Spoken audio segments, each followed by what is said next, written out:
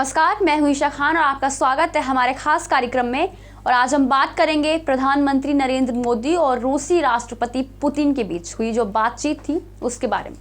प्रधानमंत्री नरेंद्र मोदी और रूसी राष्ट्रपति पुतिन ने बीच हुई शुक्रवार को फोन पर बात हुई।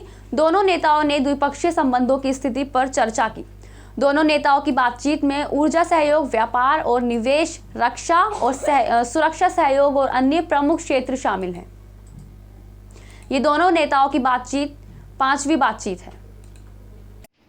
प्रधानमंत्री नरेंद्र मोदी इस साल वार्षिक शिखर सम्मेलन के लिए रूस नहीं जाएंगे। ये तय होने के बाद रूसी राष्ट्रपति पुतिन और पीएम मोदी ने शुक्रवार को फोन पर बात की। रूस की ओर से पहल पर यह बातचीत हुई।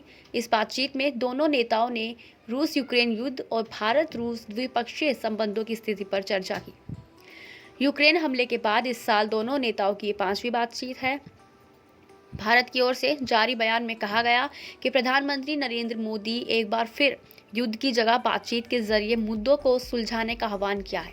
भारत ने कहा कि दोनों नेताओं ने द्विपक्षीय संबंधों के कई पहलुओं की समीक्षा की। उसमें ऊर्जा सहयोग, व्यापार और निवेश, रक्षा, सुरक्षा सहयोग और अन्य प्रमुख क्षेत्र शामिल हैं। हालांकि रूस की ओर से जारी बयान में रक्षा और सुरक्षा का जिक्र नहीं किया गया। इस बातचीत में पहले प्रधानमंत्री मोदी और राष्ट्रपति पुतिन ने इसी साल 16 सितंबर को उज्बेकिस्तान के समरकंद में एससीओ समिट से अलग मुलाकात की थी। यहां पीएम मोदी ने कहा था कि ये युद्ध का युग नहीं है। बयान में कहा गया कि पीएम मोदी ने पुतिन को G20 में भारत की मौजूदा अध्यक्षता के बारे में जानकारी दी और इसकी प्राथमिकताओं पर प्रकाश डाला। उन्होंने शंघाई सहयोग संगठन की भारत की अध्यक्षता के दौरान दोनों देशों के एक साथ काम करने की भी उम्मीद जताई। रूस की ओर से बयान में कहा गया कि दोनों नेताओं ने आगे भी आपसी बातचीत पर सहमति जताई। रूस ने दोनों देशों के बीच बढ़ रहे रणनीतिक साझेदारी और सहयोग पर संतोष व्यक्त किया। इसमें उन्होंने आपसी निवेश, ऊर्जा, कृषि जैसे मुद्दों पर चर्चा की। दरअसल यूक्रेन युद्ध की शुरुआत से ही रूस पर दुनिया भर में प्रतिबंध लगा दिए गए हैं। कई देशों ने उससे कच्चा तेल खरीदना बंद कर दिया है, लेकिन भारत लगातार रूस से कच्चा तेल खरीदता रहा। रूस भी भारत को सस्ते दाम पर तेल उपलब्ध कराता रहा है।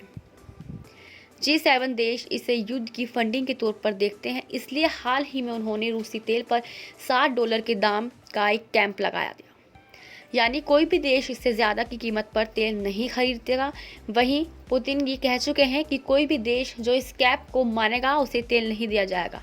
इतना ही नहीं, दुनिया भर में जहाज़ों का इंश्योरेंस करवाने वाली पश्चिमी कंपनियां अब रूसी तेल टैंकरों का इंश्योरेंस नहीं करवा पाएंगी, जिससे जहाज़ों से तेल भेजना मुश्किल हो रहा है। ऐसे समय में दोनों नेताओं के बीच ये बातचीत खास है। युद्ध शुरू होने के बाद रूस से भारत को तेल के निर्यात में 14 गुना की बढ़ोतरी हुई।